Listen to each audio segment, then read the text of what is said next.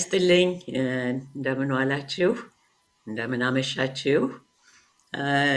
ዛሬ እንግዲህ ባለፈው ዝግጅታችን ላይ የጀመርነውን የጤና መንገድ ጠቅለል ባለ ሁኔታ አቅርበን ነበረ።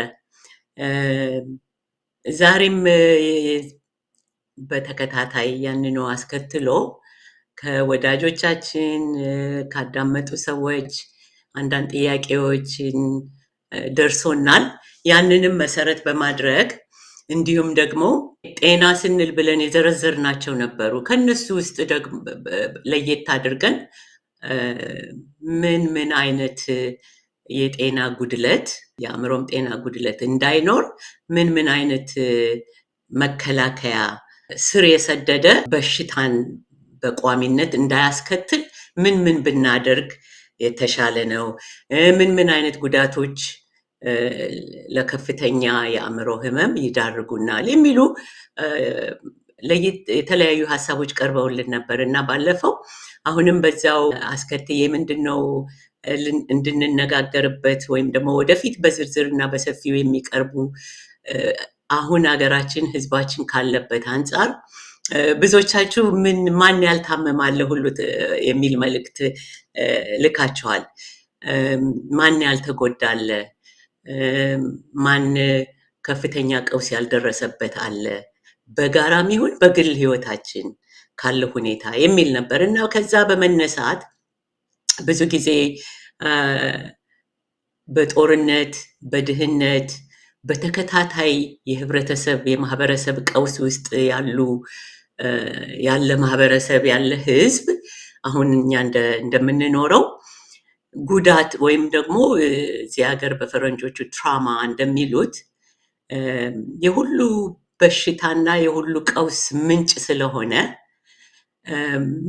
ምን አይነት ጉዳት ምን አይነት የአካልም የአእምሮም ጉዳት ነው እንደ ከፍተኛ ጉዳት የሚቆጠረው፣ የትኛው ነው የመረረ እና የትኛው ነው ደግሞ መለስተኛ የሆነ የሚል ሀሳብ ስላለ እንግዲህ እኔ በዛ ዙሪያ ትንሽ እንደው ለማመላከት ያህል 2-3 ነጥቦችን ማንሳት ፈልጋለሁ ለዛሬው ባጭሩ።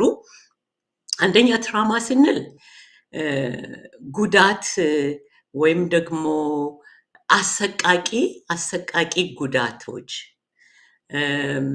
አሰቃቂ አደጋዎች፣ የአካልም አደጋ የስሜትም አደጋ እነዚህን ሁሉ ያካታል። ግን በጉዳትና በችግር ውስጥ ስላለፍን ስለምንኖር ያ ሁሉ እኩል ጉዳት የጤናም የአእምሮም ያስከትላል የሚለው እሱን ትንሽ ለማመላከት ፈልጋለሁኝ። ሰው መቼም ያለ ተግዳሮት ወይም ደግሞ ያለ ችግር ያለ ውጣ ውረድ አይኖርም። ምን ላይ ሲሆን ነው የባሰ? ይሄ ምንድነው መስመሩ? የችግር ለትውልድም የሚተላለፍ ለራስም የአካል ጤንነትና ለአእምሮ ጤንነት አደገኛ የሆነው የትኛው ነው የሚለውን ለመለየት ሞክራለሁኝ እና ጉዳት ሁላችን የተለያዩ ነገሮችን በአንድ ላይ የተለያየ ጉዳትን በአንድ ላይ ተመክሮ ብናደርግ ወይም በአንድ ላይ ብንጋለጥ ሁሉ ሰው አንድ አይነት ውስጣዊ ስሜትን ወይም ውስጣዊ ጉዳቶችን አይገልጽም። ይሄን እንደገና ላብራራላችሁ። ምን ማለት ነው? እኔም ሌላም ሰው አንድ አይነት ነገር ለምሳሌ የመኪና አደጋ እንበል ወይም ደግሞ የስሜት አደጋ፣ መሰደብ፣ መዋረድ፣ መራብ፣ መጠማት፣ እነዚህ ሁሉ አደጋዎች ናቸው። አቢዩዝ መደረግ፣ እነዚህም አደጋ ናቸው። ጦርነት፣ እነዚህን ሁላችን በአንድ አይነት ውጤት አያመጣም። ጉዳት የሚሆነው ማለትም ትራማ የሚሆነው በውስጣችን ውስጣዊ ጉዳት ማለት ነው። ሰውነቴ እንዴት መለሰው፣ እንዴት ተቀበለው። የእያንዳንዱ ሰው ያንን ጉዳት የተጋለጠበትን አደጋ በውስጡ የሚፈጥረው ውስጣዊ ውስጣዊ የሚፈጥረው ውስጣዊ ቁስል ውስጣዊ አደጋ ነው። አደጋው በራሱ ሳይሆን ማለት ነው። አደጋው በራሱ ብቻውን ጦርነት በራሱ ብቻውን ሳይሆን ይሄ ጦርነት ይሄ መጎዳት ወይም ደግሞ በተለያየ መንገድ የምንጋለጣቸው ነገሮች የሚያስከትለው በውስጥ ባለው ጉዳትነቱ ሳይሆን በውስጥ በሚያመጣው መልስ ነው። በአካላችን ውስጥ ማለትም በልዩ ልዩ የአካል ክፍል ውስጥ ምን አይነት ሁኔታን ይፈጥራል ነው። ምን አይነት ሁኔታን ይፈጥራል? አንድ ጉዳት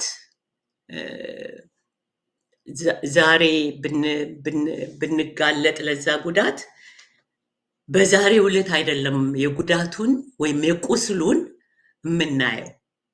ራሱን የቻለ ረዘም ላለ ጊዜ ይወስዳል። ለዚህ ነው ብዙ ጊዜ ተሰሙ እንደሆነ ፒቲኤስዲ የሚባል አለ። ፖስት ጉዳቱ ካለፈ በኋላ አደጋው ካለፈ በኋላ ችግሩ ካለፈ በኋላ ቀውሱ ካለፈ በኋላ አሁን ያለንበት ሁኔታ ማለት ነው። መረበሹ፣ ሰው ወጥቶ መግባት አለመቻሉ፣ እነዚህ ሁሉ ካለፉ በኋላ ዛሬ የተጋለጥንበት ችግር ለወደፊቱ ቁስል ሆኖ ይወጣል። ለወደፊቱ የአእምሮ ቁስል ይሆናል። የአካል ብቻ አይደለም፣ የአእምሮ ቁስል ሆኖ ይወጣል ማለት ነው። ስለዚህ ያ እንዳይሆን ለይተን ማወቅ ይኖርብናል። ምን ብናደርግ ነው ቀጣይና ዘላቂ ያለው የአካላዊ ህመሞችን፣ የስኳር በሽታን፣ የልብ በሽታን፣ ኢሚዩን መከላከያ ኃይላችንን እንዲጎዳ የምናደርገው፣ አንጎል ችሎታን የማሰብ ችሎታን እንዲቀዘቅዝ የሚያደርገው፣ ወደ ጭንቀት ዲፕሬሽን ማለት ነው እንግዲህ መጫን፣ ወደ ጭንቀት በሽታ፣ ወደ መደበር እንኳ አይደለም ጭንቀት፣ ዲፕሬሽን፣ ኤንግዛይቲ የምንላቸው ውስጣዊ የመንፈስ የስሜት አለመረጋጋትን እነዚህ ሁሉ ጉዳት ብለን የተካፈልንበት ወይም በጉዳት የተጋለጥንበት ማንኛውም ነገር በዕለቱም ባይሆን፣ ምክንያቱም ሰውነታችን በዕለቱ ለጊዜ ሰርቫይቫል ለጊዜው ህልውና መሮጥም ካለበት ማምለጥም ካለበት በዛ ውስጥ ስለሚዋጥ በመፍጨርጨር ላይ ስላለ የዕለት እንጀራውን በልቶ ማደር ወጥቶ መግባቱን ስለሚያይ የሚቀጥለውን እና ተከታታይ የሆነውን እንደውም ከትውልድ ትውልድ የሚተላለፈውን የተካፈለበት ግለሰብ ብቻ የተጋለጠበት የተጠቃው ግለሰብ ብቻ ሳይሆን ተመልካችም የሆነው ልጆች እየሰሙ በሚያድጉበት ጊዜ ያለውን ሁኔታ ከቤተሰብ በሚያዩበት ጊዜ ለሚቀጥለው ትውልድ በተላላፊ ይሆናል እና ይሄ እንዳይሆን ከወዲሁ ምን ነገሮችን ብናደርግ ነው? በተለይ ደግሞ ማህበራዊ የሆነ ጉዳትን በተመለከተ ማህበራዊ ጉዳትን ፖስት ካለፈ በኋላ ከሚመጣው፣ ምክንያቱም አሁን አገራችን የኢትዮጵያ ሕዝብ ያለበት ሁኔታ ያለው ስርዓት ይሄ በዘር የተከፋፈለ በጎሳ የተከፋፈለ ለህብረተሰብ ለህዝብ ደህንነት የማይጠቅም ጎጂ የሆነ ገዳይ የሆነ ስርዓት ዛሬ ቢወገድም ለወደፊት አገር ተረክበው ራሳቸውንም ሆነ ማህበረሰባቸውን ለማስተዳደር የሚችል ትውልድ ማፍራት አለብን፣ ትውልድ መፍጠር አለብን። ስለዚህ አሁን የምለው መከላከልና ጥቃቱ ስር እየሰደደ ከመሄዱ በፊት ለዛሬው ብቻ ሳይሆን ከትውልድ ትውልድ እንዳይሄድና ወደፊት ተረካቢ አገር እንዳይኖረን፣ ተረካቢ ህዝብ ወጣት ለራሱም የማይቆም ለህብረተሰብም የማይሆን። ለምን ቢባል ጉዳት ቅድም ያልኩት አይነት ጉዳት ይሄ ሰቆቃን ወይም ደግሞ አሰቃቂ ሆኑ የምናያቸው የምንሰማቸው የሚካሄደው ነገር ሁሉ በተለምዶ ዝም ብሎ ልጆች ሆነን ወይም ከሰውም ጋር ባለን ግንኙነት ችግር አይግጠመን አይደለም። አሰቃቂ የሆነ ቁስልን ትቶ የሚሄድ ለረጅም ጊዜ የሚኖረው ጉዳት በሚከሰትበት ጊዜ ለትውልዱ ጎጂ እንዳይሆን ከወዲሁ ምን ብናደርግ ነው? ምን አይነት መከላከያ ዘዴዎች ያስፈልጉታል ለማለት ነው። እና ከዚህ ውስጥ እኔ አንዳንዱን አሁን ያለንበትን ሁኔታ በመመልከት ልንጠነቀቅና ደህንነታችንን ምክንያቱም ችግር ውስጥ ነው ያለነው። አሁን ችግር ውስጥ እንደውም አንዳንድ መልእክት የላኩት እና ኮሜንት ያደረጉት ላይ መቼ ደላንና የሚል ቅንጦት ነው መጽሐፍ ለማንበብ እውቀት ለማግኘት ለመዝናናት ጤናችንን ለመከባከብ የሚያስችል ሁኔታ ላይም አይደለንም ነው የሚል መልእክቶችም ደርሰውናል። እርግጥ ነው ያ ግን በጊዜው አሁን ካላረምነው ወይም ደግሞ ለዛ ሃይጂን ልክ ሰውነታችንን እንደምናጥብ እጃችን ታጥበን እንደምንበላው እንደምንጠጣው ለፊዚካል ሃይጂን ማለት ለአካላዊ ሃይጂን ለአእምሯችንም ምን አይነት ነገሮችን ብናስወግድ ምን አይነት ነገሮችን በመጠኑ ሁኔታዎች እስኪስተካከሉ ድረስ ብናደርግ ለወደፊቱ ይረዳናል፣ እንድንድን ያደርጋል። አንዱ ከዚህ ውስጥ ለምሳሌ ተጠቂነትን በጣም ተጠቅቷል ህዝባችን በጣም ተጠቅቷል። ከ50 ዓመት በላይ ባጭሩ ልበል ከ50 ዓመት በላይ በብዙ ጉዳቶች አልፏል። ይሄ በሚረዝምበት ጊዜና በተከታታይ ያለምንም እረፍት ያለምንም ፋታ በሚቀጥልበት ጊዜ መነሳት እንዳይችል የሚያደርገው ልምድን መከራውን ይላመደዋል እና መከራውን ከተላመደው በኋላ ከዛ መከራ ለመውጣትም ጥረት አያደርግም፣ ፍላጎትም አይኖረው እና ያንን ነው አሁን መከላከል ያለብን ብለን እኛ ይሄ በጤና መንገድም ከሌሎች እህቶችና ወንድሞች ወደፊትም በዚህ ጉዳይ ልዩ ጥናት ካደረጉት ጋራ በሰፊው እንወያያለን። ግን ዛሬ እንዲነሳና በአእምሯችሁ እንዲብላላ አስተውሎ እንድታደርጉበት እንድታስቡበት እዛም በሙያም ውስጥ ያሉ ሌሎችም በቤተሰብ ውስጥ ያለ ለየግላችንና ለማህበራዊ ህይወታችን የቱን ብንቀንስ ነው የቱን ብናስወግድ ነው በአቅማችን ውስጥ ባለን አቅም አሁን በምንችለው ውስጥ ሁሉ ነገር መቻል የለበትም እና ምንችላት በአቅማችን ምን ብናደርግ ነው ለወደፊት ጎጂ እንዳይሆን አሁንም ጤና ምን ሆነው እና ይሄ እንዳይለመድ የሚለውን ነው ዛሬ ለማስታወስ የምፈልገው። እንዳይለመድ ማለት ምንድነው?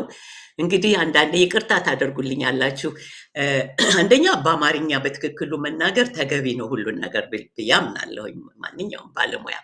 ግን ባለው ሁኔታ እና የአየሩንም ጊዜ ለመቆጠብ ስል አንዳንዴ የእንግሊዝኛ ጽንሰ ሀሳቦችንም ጨምር መልሼ አብራራዋለሁኝ እና በእኛ ምንም ይባላል በሙያችን ውስጥ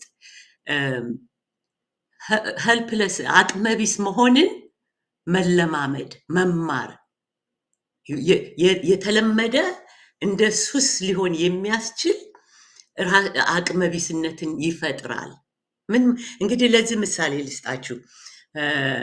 አይ ቲንክ የአፍሪካኖች አባባል ይመስለኛል በተለያየ ማህበረሰብ በተለያየ መንገድ ያውቀዋል።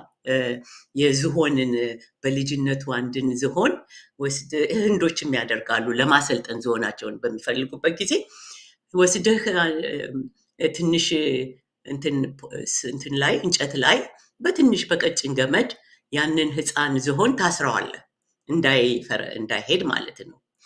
እና ስታስረው ይሞክራል አይደል ለመሄድ ይሞክራል። ሲሞክር ያ ልጅ ያ ወጣት እንስሳ መሄድ አይችልም እና ምን ይማራል? ብሞክር የትም አልሄድኩም፣ ስለዚህ አይሞክርም። መሞከሩን በሚያቆምበት ጊዜ ያ ዝሆን ቀስ በቀስ እያደገ ትልቅ ሆኗል። እንኳንስ ያችን ትንሽ የታሰረባትን ገመድና ምሰሶ ትልቅ ዛፍ መገንጠል የሚችል ሆኖ ግን በዛችሁ ታስሮ ይቀመጣል። ለምንድን ነው? ተምሯል። ለርንድ ሄልፕለስነስ የምንለው ነው። የተዋሃደን ተስፋ ቢስነት ወይም ደግሞ አቅመ ቢስነትን እንዳልኳችሁ ጽንሰ ሀሳቡን መንፈሱ ይገባችኋል። እና ያ ምን ማለት ነው? ብንችል እንኳ እንዳንችል የሚያደርገን ሁኔታ በውስጣዊ ማንነታችን ያ የውስጥ ቁስል ማለት ነው። ያ ትራማ ያ የመሞከር በዚህም ብንለው በዚህም ብንለው እንላለን አይደል? በመንግስትም ብንለው አቤቱታም ባቀርብ ቤቴን እንዳያታድርጉ ብንል ያ ሁሉ ተስፋ ያስቆርጣል እና በውስጥ ያ የመኖር የውስጣዊ ሞት ማለት ነው። የውስጣዊ ቁስል የውስጣዊ ሞት ነው እና ለመንቀሳቀስና ራሱን ለማዳን ራሱን ከዛ ጭንቅ ለማስወጣት አይሞክርም ያ ህዝብ። ያ በማህበርም እንደ ሀገር በግልም ያ ግለሰብ ቢችል እንኳ ልክ የዝሆኗን ምሳሌ እንግዲህ ያዙልኝ። ከትንሽ በትንሽ ገመድ የታሰረው ትልቁ ዝሆን በልጅነቱ አእምሮ ውስጥ ሞክሮ በዚህም ቢለው እምቢ ስላለው አሁንም አልችልም ብሎ ነው የሚገነዘበው የሚወስደው ማለት ነው። እና ይሄንን በእኛ ህይወት ውስጥ በእኛ ህይወት ውስጥ ልናየው ይገባል፣ ልንፈትሸው ይገባል። በየግለሰብ ምን ሆነን ነው ይሄን የማናደርገው? ይሄ እንግዲህ ወደ ራስን አንጸባርቆ መመለስ ውስጣዊ መመልከት የምላቸው ነገሮች ናቸው። ውስጣዊ ራስን መፈተሽ። ለምንድን ነው ያልሞከርነው? አይ ይሄ ቢሆን እንደዚህ ነዋ፣ ይሄም ቢሆን እንደዚህ ነዋ ካልን ታግለንም ሆነ በግል ህይወታችንም መፍትሄ የሚሰጠውን መንገድ አንከተልም። ስለዚህ የዚህ የጉዳቱ ሌላው ምልክቱ መፍትሄ አምጪ ነገሮችን አለማወቅ፣ አለመፈለግ፣ ቢያውቅምና ቢቀርብለትም በቅጡ አለመቀበል ሁሉ ይመጣል። ይህ እንግዲህ ራስን የማዳን ፍላጎት በግልጽ አይደለም። እንግዲህ አይ እኔ ራሴን ላሻሽል ምናምን የሚል ሰው የለም፣ ከዚህ መከራ ልውጣ የሚል የለም። ግን ይሄ የስነ ልቦናዊና የስነ አእምሮዊ ጉዳይ ስለሆነ በአይን በአካል እንዲህ የሚዳበስ ስላልሆነ በባለሙያዎች የሚታይ ስለሆነ ለዚህ ነው ሌላው ባለሙያ ራሳችን ስለሆነ ወደ ውስጥ መፈተሽ። ምክንያቱም ጉዳት ይጋርዳል ስል ምንድነው ደመና ክላውድ ያደርግብናል እይታችንን፣ ፊታችን ላይ ያለውን ነገር እንዳናየው ያደርጋል። እና እነዚህ ከዝሆኑ ምሳሌ ጋር ያደረኳቸው ምንድን ናቸው? በእኛ ህይወት ውስጥ በእኛ ኑሮ ውስጥ በኢትዮጵያውያን ዛሬ ላለፈው 50-60 ዓመት ያሳለፈው ህዝብ የአሁኑም ትውልድ ሆነ የኔ ትውልድ ከኔ ቀደም ያለውም ትውልድ ያሳለፋቸው ተደጋጋሚ ባህሪዎች ከነዚህ ውስጥ ይወጣል እና አንድ ኮሎኔል አስናቀ የሚባሉ አባት ነበሩ፣ አሁን በህይወት የሉም። እና አንድ መጽሐፋቸው እዚህ ውጭ ነው ያረፉት። ምን የሚል መጽሐፍ ጽፈዋል? መከራ መሸከም የሚችል ህዝብ አይነት ነው አርዕስቱ። አሁን በትክክል ላልገልጽ፣ መከራ መሸከም በቃኝ የማይል ህዝብ ነው የሚለው የመጽሐፋቸው አርዕስት። እና ይገርመኝ ነበር ምን ማለት ሆነው ብዬ ጠይቄያቸው ነበር። እና ይሄ መከራን መሸከምን የመጣውን ሁሉ መሸከምና በራሳችን ጉልበት በራሳችን ማንነት በራሳችን እምነት የተሸከምነውን መከራ መወርወር እንደማንችል እና መቀበል ብቻ እንድንሆን ያደርጋል። ይሄ እንግዲህ ከዝሆኑ ምሳሌ ጋር ማለት ነው። ከዝሆኑ ምሳሌ ጋር እየቻልንም ማለት ነው። ኢትዮጵያ ሰፊ ሀገር ነች። ሀብት አለ፣ የተፈጥሮ ሀብት አለ። ህዝቧ አዋቂ ነው፣ የሰለጠነ ህዝብ ነው፣ ደግ ህዝብ ነው፣ በተፈጥሮ ተባባሪ ነው፣ አብሮነትን የሚወድ ህዝብ ነው። ይህ ሆኖ ሳለ እውቀትም ደግሞ በቀላሉ የሚገባው ህዝብ ነበረ፣ በተፈጥሮ ማለት ነው፣ በማንነቱ ጥንታዊ ማንነቱ። እና ይህ ሆኖ ሳለ አሁን ተባብሮም አንድ ላይ መክሮ የመጣበትን ችግር ሊቋቋም የማይችልበት ምንድን ነው ለሚለው መልስ ነው የዝሆኑንም ምሳሌ የእኚህንም አባት የመጽሐፍ አርዕስት የጠቀስኩላችሁ። ይሄን ደግሞ በቶሎ የምናስወግድባቸው ዛሬ በምንኖረው አኗኗር ውስጥ ማድረግ የሌለብን አንዱ ምንድን ነው የሚለውን ለመጠቆም ነው። ብዙም አንነጋገርም ብያለሁ ዛሬ። ግን አንዱ ምንድን ነው ብዙ ጊዜ መቼም መከራ ሲበዛ መማረር ይበዛል። ስንመር ነው አይደል? አመረረ። ማምረር እና ነገሮች መጥፎ መሆናቸውን ማስተዋል ተገቢ ነው። ምክንያቱም በምንማረርበት ጊዜ ይሄን ነገር አልፈልግም ብለን ተነስተን ለውጥ እናመጣለን። ለጤናችንም ተነስተን መታከምም ከሆነ መደረግ ያለበትን መቀየር ያለብንን የህይወታችንን የኑሮ ዘዴ እናደርጋለን። ይሄ እንግዲህ ጊዜ ይወስነዋል። ይሄን የማድረግ ችሎታችን ጊዜ ይወስነዋል። ምሬቱ ከገባን፣ ችግሩ ከገባን፣ ካወቅን በኋላ ወደ መፍትሄ ወይም ደግሞ ወደ ተግባር ከዛ ካለንበት ሁኔታ የሚቀይረን መንገድ ነው እንጂ የምንሻው በምንማረርበትና በተቸገርንበት ውስጥ በተደጋጋሚ ከኖርን አማራሪዎች ነው የምንሆነው እንጂ የደረሰብን ችግር ለመፍትሄ ብቁ ሆኖ መፍትሄ የሚያመጣልን ሳይሆን እንደውም ተማራሪ ህዝብ፣ ቅድም ያልኩት ተማራሪ ህዝብ፣ አዎ እንዲህ ነን፣ መከራችን በዛ፣ ችግራችን በዛ፣ ተጨቆንን፣ ተራብን፣ ተጠማን፣ እነዚህ ያልሆኑም አይደለም ሆነዋል።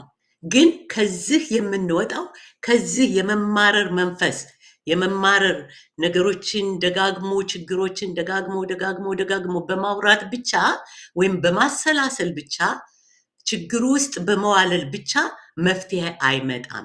መፍትሄ አለመምጣት ብቻ ሳይሆን ያ የመጀመሪያው ችግር የባሰ ውስጣዊ ቅድም ያልኩት ትራውማቲክ ኤክስፒሪየንስ ውስጣዊ ቁስልን እያበዛ ይሄዳል።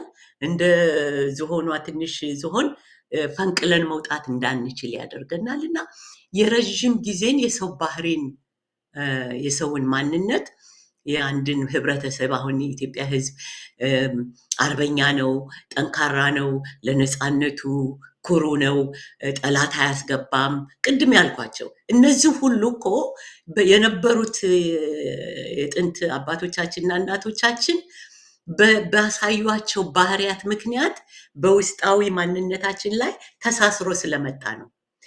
ደካማ ደግሞ ከሆነ የተጨቋኝ መንፈስ፣ የአማራሪ መንፈስ፣ የአቅመቢስነት መንፈስ ይሄንን ደጋግመን በምንኖርበት ጊዜ ያ የወደፊቱ ኢትዮጵያዊ ማን ነው ሲባል እንደዛ ነው የምንሆነው። እነሱማ በቃ አሽከሮች ናቸው፣ ለመጣ ተገዢ ናቸው፣ የውጭ አምላኪዎች ናቸው፣ በራሳቸው ላይ ኩሩ አይደሉም፣ ራሳቸውን ይጠላሉ፣ የራሳቸውን ማንነት አይወዱም፣ የውጩን ሰው መምሰል ነው የሚፈልጉት፣ እውቀትን አይወዱም። እንዲህ ሁሉ መባል ይመጣል። ለምን? ያ ባህሪ ሀሳባችን በንግግራችን በምናደርገው ድግግሞሽ ንግግር ያ ድግግሞሽ ንግግር ተለምዶ ይሆናል ማለት ነው። ያ ተለምዶ ባህሪ ይሆናል ማለት ነው። ባህሪያችን እና ያ ባህሪያችን ደግሞ ህይወታችንን ይገዛል።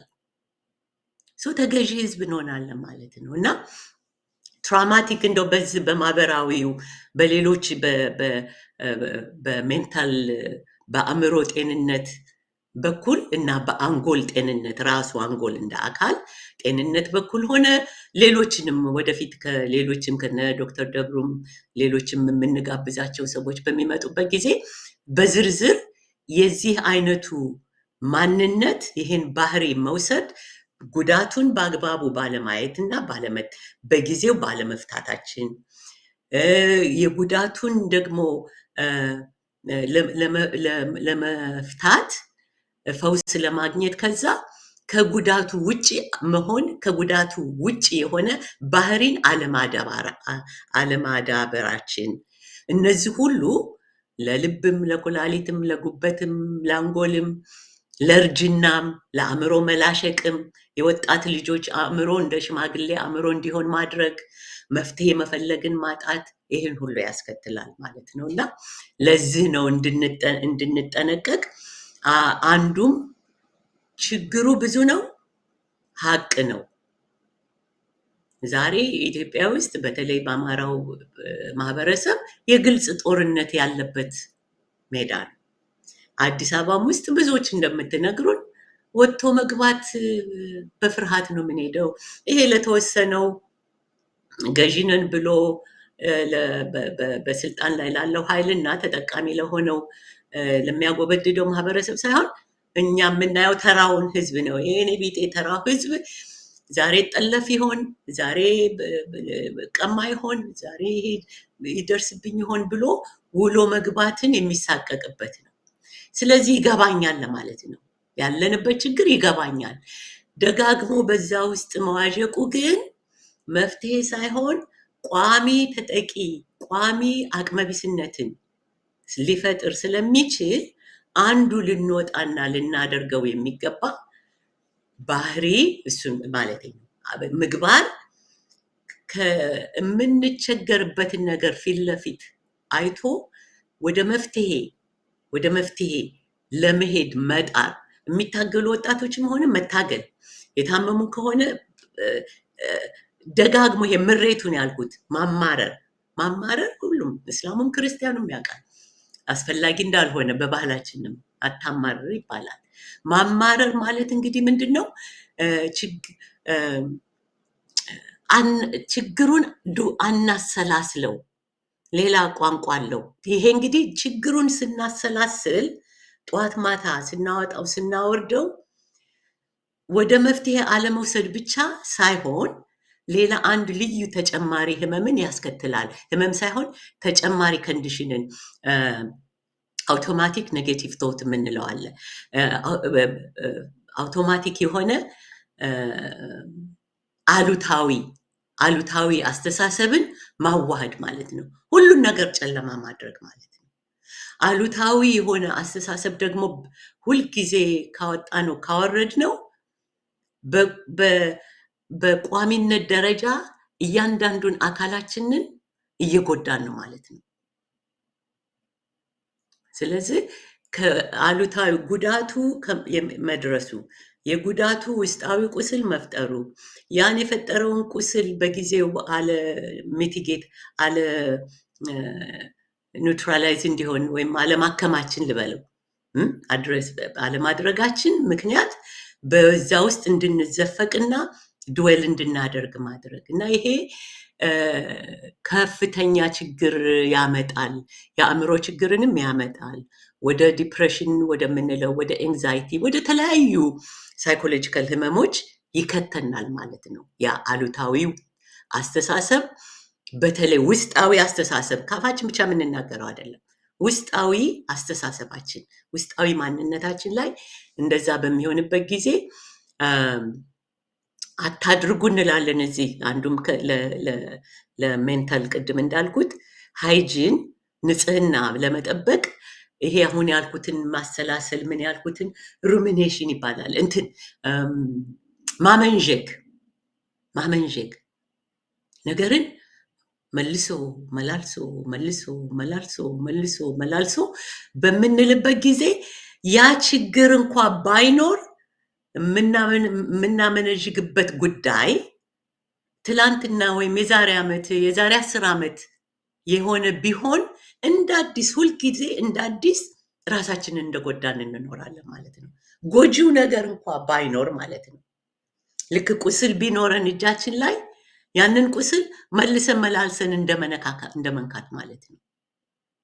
እዛ ማመንዠግ ያልኩት ላይ እንደ እንስሳዎች፣ ከብቶች፣ ላሞች ያመነዥጉ የለም አይወጡትም፣ መልሰው ያመጡታል፣ መልሰው ያወጡታል፣ መልሰው ያኝኩታል። አንድ የታኘከ ነገርን ዳይጀስት አድርጉ እንላለን። ይታኘካል፣ ይዋጣል፣ ይወጣል። እንደዛ ሐሳብም፣ ጭንቀትም፣ መማረርም ሁሉም ነገር ማሰላሰል ማወቅ ያስፈልጋል። ክህደት አይደለም። እውነታውን ያለንበትን እውነታ መካድ ሳይሆን እውነታውን መመልከት፣ ከተመለከትን በኋላ በዛው በዋዠቀ ቀውስ ባለበት ሁኔታ ቀውሱ አይፈታም።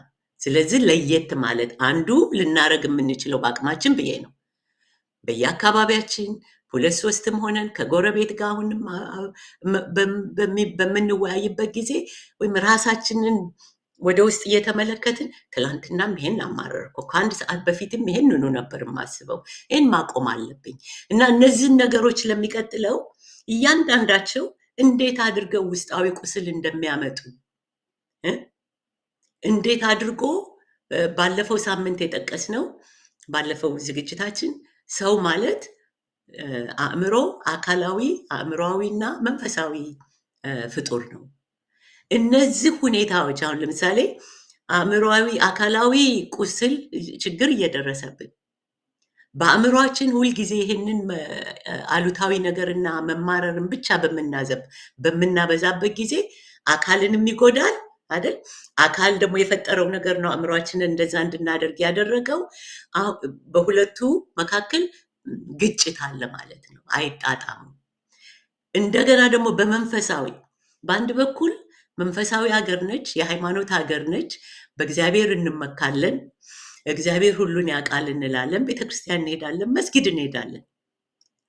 ግን መማረር በምናበዛበት ጊዜ ያንኑ ስናመነዥግ በመንፈሳዊ ህይወታችን ጋር ያለውን መተማመን ራሱን እሱንም ይቦረቡረዋል። ለጭንቀት እንሄዳለን፣ ጸሎታችን አድርገናል። ከዛ በኋላ መደረግ ያለበት የጸሎቱ መልስ እንደተገኘ ሆኖ፣ ምክንያቱም እምነታችን እሱን ነው የሚያስተምረን። የሁሉም ሃይማኖት እስልምናውም የምንም ለፈጣሪ ነግረነዋል። በቅን ልቦና የጠየቅነው እንደሚመለስ አምነን ካመንን ያ የምናማርረው ነገር መቀነስ ይኖርበታል።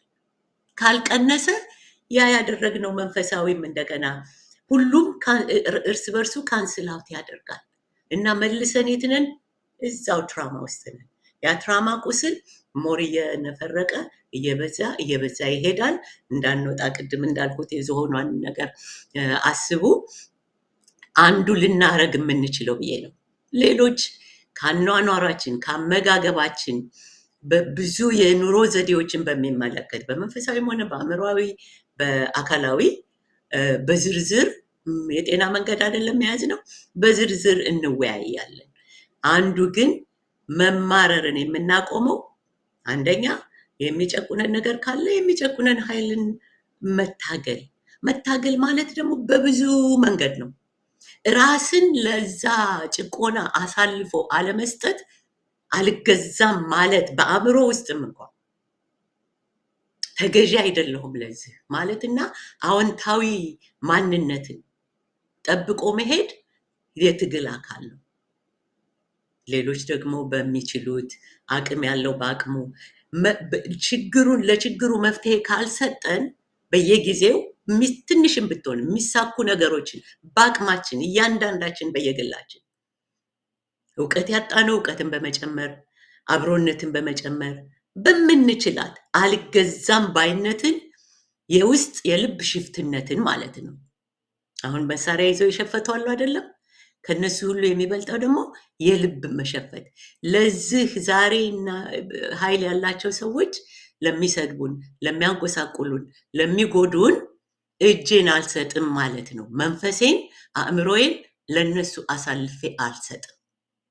ያን ካልን ደግሞ ያን ያለና ያመነ ሰው መፍትሄ ለማግኘት ዝግጁ ነው፣ ለመተባበር ዝግጁ ነው። ምክንያቱም በጤናውም በአካላዊ ጤንነቱንም ጠብቋል፣ አእምሮአዊ ጤንነቱንም አንድ ላይ ሆኗል። ከመንፈሳዊ ህይወቱም ጋር በእግዚአብሔር መታመኑንም ይቀጥላል። ያደርግልኛል፣ ይሆንልኛል ብሎ ያደርጋል።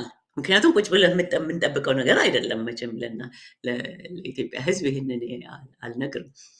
ጠይቁ ይሰጣችኋል ነው፣ አንኳኩ ይከፈትላችኋል ነው። ከዛ በኋላ ያለውን ግን የማድረግ ኃላፊነት የኛ ነው እና በተለይ ደግሞ የፖለቲካ ሰዎች የፖለቲካ አጥፊዎቹን፣ ጎሰኞቹን፣ ጸረ ህዝብና ጸረ ኢትዮጵያ የሆኑትን ፖለቲከኞች ሳይሆን ለነፃነት የምንታገለውን ለህልውናችን የምንታገለው በአማራውም አካባቢ በየትም በአዲስ አበባም አካባቢ ያለነው ከዚህ በተለይ ደግሞ በጋዜጠኝነት ይሄ እና ኢትዮጵያ ምን ያህል እንደሆነ ባላቅ ውጭ በተለይ ያለው የዩቲዩብ መዓት ነው ያለው እንደምታውቁት እና ችግራችንን በማውራት ለጊዜው ያደረግን ይመስልናል፣ ግን ያ መፍትሄ አይደለም። ስለዚህ ያም ደግሞ በምን አስተዋጽኦ ያደርጋል? ከችግራችን የሚያወጡትን መፍትሄዎች ልቦናችንን የሚያበራ አእምሯችንን ግልጽ የሚያደርግ ከፍ ከፍ የሚያደርገን በተለይ እውቀትን የሐሰት ትርክቶችን በመናድ ያልሆኑ ናቸው በማለት የራስን ማንነት በማወቅ ከራስ ጠልነት ወደ እውነተኛ ራስ ወዳድ ስል በሰልፍሽ በሚለው በስስታምነት ሳይሆን ራሴ የእግዚአብሔር ልጅ ነኝ፣ የተከበርኩ ነኝ። ስለዚህ መንፈሳዊነቴም ትክክል ከሆነ አእምሮዬም ትክክል ከሆነ ራስን ማክበርና መውደድ ማለት ነው።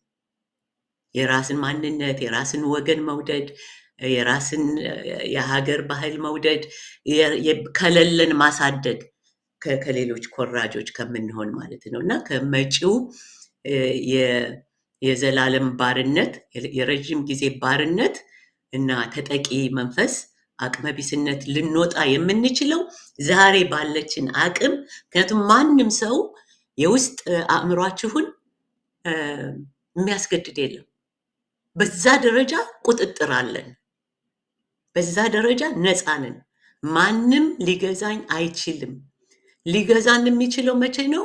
እኛ ስንፈቅድ ነው። ስለዚህ ይሄን እንደ መንደርደሪያ ለሚቀጥሉት ሳምንታት ለሚቀጥሉት ዝግጅቶች አሁንም በሰፊው እናቀርበዋለን ለማለት ነው እና አላስፈላጊ ጭንቀት፣ አላስፈላጊ ብስጭት ለማስወገድ ማለት ነው። ቅድም ያልኳችሁ ይሄ ማኘኩ መከራውን እና ያለብንን ችግር ይሄ መንግስት ምን ያህል መጥፎ ይሄ መንግስት መጥፎ መሆኑ መቼም ለማንም የሚነገር አይደለም በአሁኑ ጊዜ። ስለዚህ መጥፎነቱን መናገር ለማያውቁ ካሉ እንናገር እንጂ ለኢትዮጵያ ሕዝብ የሚነገር ምን ብናደርግ የተሻለ ነገር እናመጣለን። ይሄ ስርዓት ተቀይሮ ምን አይነት ስርዓት ብናመጣ ነው? ጭንቀቱ ብቻውን መድኃኒት አይደለም፣ ብስጭቱን መድኃኒት አይደለም። ስለዚህ ከዛ እንድንወጣ ብስጭቱን ማነች ጂጂ እኔ የምወዳት ዘፋኝ ነች። ምንድነው የሆነ ብስጭት ጭንቀት ጤና ላይ ሆነኝ ትላለች አይደል? ጤና አይሆነንም። ስለዚህ በእርግጥ ያናዳል፣ ተበሳይተናል፣ ተጨንቀናል ሀገራችን ልጠፋ ስለሆነ። ይሄን ካወቅን በኋላ ግን እዛ ላይ መቆየት የለበትም። ደጋግሜ ነው ይሄን ያነሳሁት። ምናልባት በአንደኛው አማርኛ በደንብ ግልጽ ካልሆነ ብዬ ነው። ምን ሊያደርግልኝ ጭንቀት ብላለች። የተፈጥሮ ባህሪዎች ናቸውና በዛ ውስጥ እንሄዳለን። ይሄ ማንም እንስሳም የሚያደርገው ነው። እንጨነቃለን፣ እንናደዳለን። ግን የጭንቀትና የንዴት መልካም የሚሆነው መቼ ነው? ከዛ ለመውጣት ጉልበት ሆኖ የተለያዩ ነገሮችን በመስራት ነፃ የምንሆንበትን ፈውስ የምናገኝበትን ቅድም ያልኩት ፈውስ ማለት አካል አእምሮና መንፈሳዊ ማንነት ያለመዛባት ሲኖሩ ማለት ነው። ያለመጋጨት ሲኖሩ ማለት ነው። ፍላጎታችንና ምግባራችን ሲስተካከል የምንፈልገው ነፃ መሆን ነው። ግን የባርነት ባህሪን ይዘን ግን ነፃ ልንሆን አንችልም እንደማለት ነው። እንደው እንደ ምሳሌ አስተሳሰብ ካግኒቲቭ አስተሳሰብ ለማለት ነው። እና ለዛሬው ወደፊት ኢትዮጵያ ከልጅነት ጀምሮ እስከ ሽምግልና ድረስ በህይወታችን የተለያዩ ጎጂ የሆኑ ባህል ጉዳቶች ደርሰዋል አሉ። እነዚህን በዝርዝር አንዱ የምናሳየው በመፍትሄ ደረጃ የምናሳየው ይሆናል። ሌሎችንም በሰፊው ከጭንቀት እንዴት አድርገን እንቋቋማለን፣ ከዲፕሬሽን እንዳልኩት ዳያግኖስ አድርገን ምርመራ ሰጥተን ሕክምና በዚህ በሚዲያ ማድረጋችን ሳይሆን አዌርነስ ይሉታል፣ ንቃተ ህሊና። ሰው ካወቀ ያላወቁ አለቁ ነው። ካወቀ የመጀመሪያው ደረጃ ነው ለደህንነቱ። ያን ለማስደረግ በሰፊው እንቀጥላለን እና እናንተም በምትችሉት ሁሉ ይህን መልእክት ለሁሉም እየተገናኛችሁ እንድትወያዩበት ባለፈው ከአንዳንድ ወዳጆች የደረሱ ጥያቄዎች አሉ። ጥያቄዎቹን ብትልኩልን በአግባቡ እንመልሳለን። አንዳንድ ኮሜንቶች ካየሁት ውስጥ ደግሞ ለምሳሌ ይሄን መንግስት ሆነ ይሄንን የዘረኛ ስርዓት በሽተኛ ነው አትበሉ፣ አውቀው ነው የሚያደርጉት፣ ታመው አይደለም ያለ ሰው ነበረ እና ትክክል ነው። የሚገርመው እንግዲህ ምኑ ላይ መሰለህ ይሄ የጠየቀው ሰው ምኑ ላይ ነው መጥፎ መንግስት መሆን መጥፎ አምባገነን መንግስት እንዳለ ሆኖ መጥፎ ገዢ እንዳለ ሆኖ የሚበዘብዝ የሚጨቁን ከዚህ ተጨማሪ ደግሞ አእምሮ ከሰብአዊነት ውጭ ያለው ጭካኔን የተሞላ ርህራሄ በመንፈሱ የሌለ የታመመ ሰው የሚገዛን ከሆነ ምን ያህል ፈቃደኞች ነን እኛ ነው ጥያቄው። እንደውም እኮ የባሰ ክፉም እንኳ ባይሆን በሽተኛ ነው ይሄ ሰው ሊገዛ ሀገር ሊያስተዳድር ቀርቶ ቤተሰብ ሊያስተዳድር አይገባውም ይባል ነበር። ለማብራሪያ ይጠቅመናል የምታደርጓቸው የምትጠይቋቸው ጥያቄዎች የበለጠ እንድናይ ነገሮችን በአስፈላጊነቱ ደረጃ እንድናቀብ ይረዳናል ማለት ነው። እስከሚቀጥለው ዝግጅታችን ድረስ ሰላም ቆዩ። እናመሰግናለን።